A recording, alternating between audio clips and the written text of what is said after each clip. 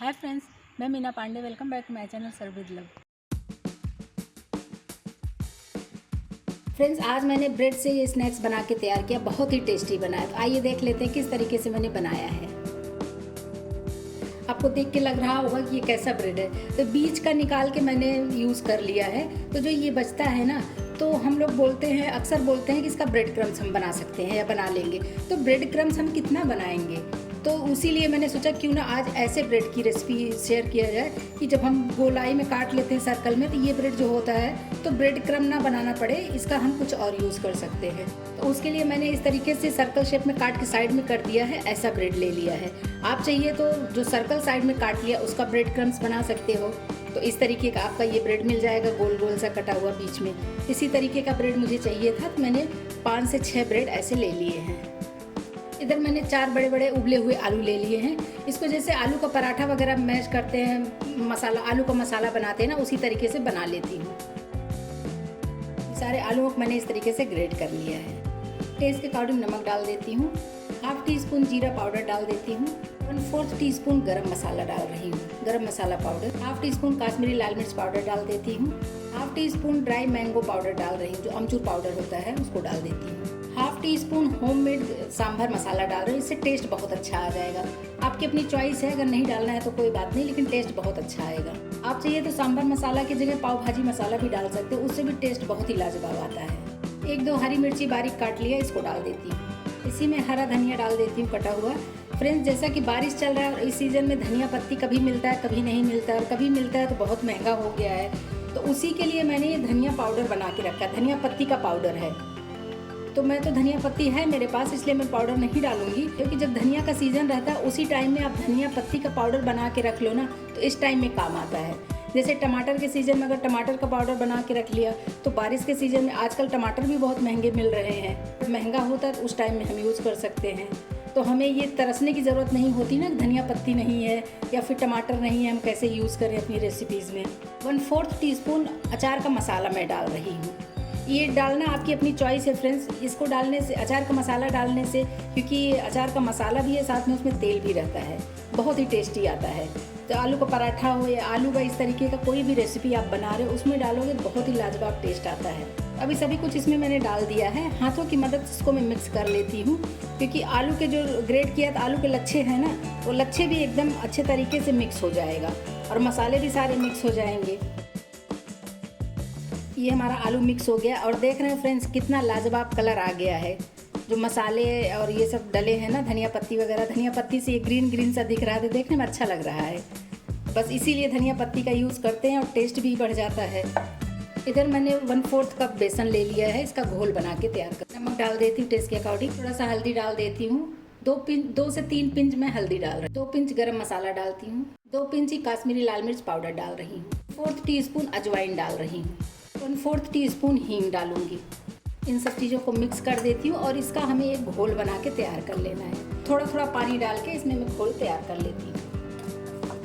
ये घोल हमारा बनके तैयार हो गया। इसको 5 मिनट के लिए रेस्ट पे छोड़ देती हूँ ढक के। बेसन रखे हुए 5 मिनट हो गया है। 1 पिंच इसी में बेकिंग पाउडर डाल रही हूँ। बेकिंग सोडा नहीं डालना है, बेकिंग पाउडर डालना है, इस बात का ध्यान रखना है। 1 टेबल स्पून इसी में गर्मा गर्म तेल डाल रही हूँ। फ्रेंड्स, इसमें जो तेल डालेंगे उसको गर्म करके ही डालेंगे। गरम तेल डालता है ना, तो हमारा जो भी बनता है, कोई भी रेसिपी हम बना रहे हैं, तो तेल भी नहीं सोखता है और अच्छे तरीके से मिक्स हो जाता है इसमें। तो अगर तेल डालिए तो गरम करके डालिए, नहीं तो ठंडा तेल डालने का कोई मतलब नहीं होता है। तो इसलिए मैंने ये गरम तेल इसमें डाला है। और अभी देख रहे हैं ना इसकी कंसिस्टेंसी किस तरीके से है।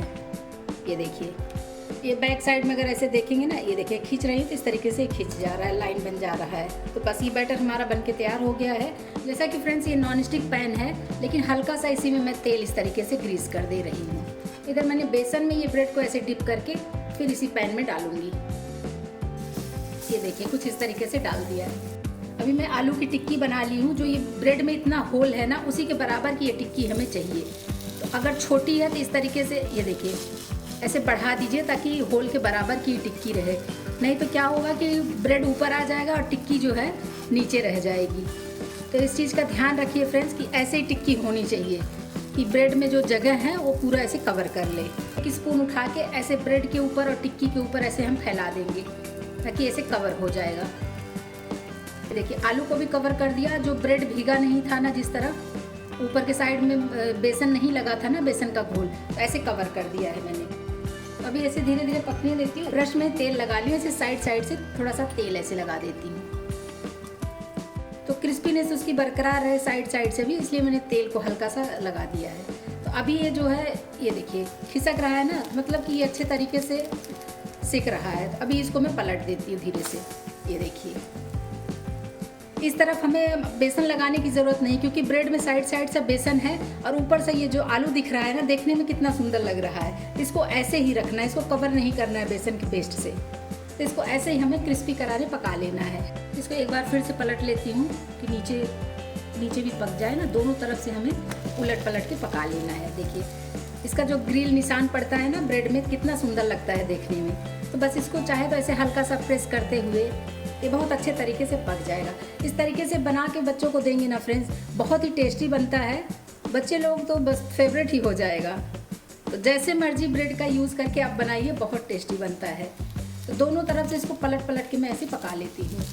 ये देखिए, देख रहे हैं ना कितना क्रिस्पी बन रहा है। तो गैस को हल्का सा कम या ज़्यादा करते रहिए जैसे आपको चाहिए। अगर बहुत ज़्यादा कम है तो हल्का सा बढ़ा दीजिए, तो तेज़ हो जाएगा, तो क्रिस्पी भी हो जाएगा अच्छे तरीके से। बस इसी तरीके से इसको मैं ऐसे सेक लूँगी। तो फ्रेंड्स ये ब्रेड हमारा दोनों तरफ से सिक गया है, इसको मैं निकाल लेती हूँ। इसी तरीके से दूसरा तीसरा सारे मैं सेक लूँगी। फिर से हल्का सा मैं तेल को ऐसे ग्रीस कर देती हूँ। ये देखिए, ये बीच में ये ब्रेड के बीच में ये आलू की टिक्की बना लिया इस तरीके से रख के, और इसको चारों तरफ से ब्रेड से सटा देना है, मतलब ब्रेड में ऐसे लगा देना है ताकि चिपक जाए।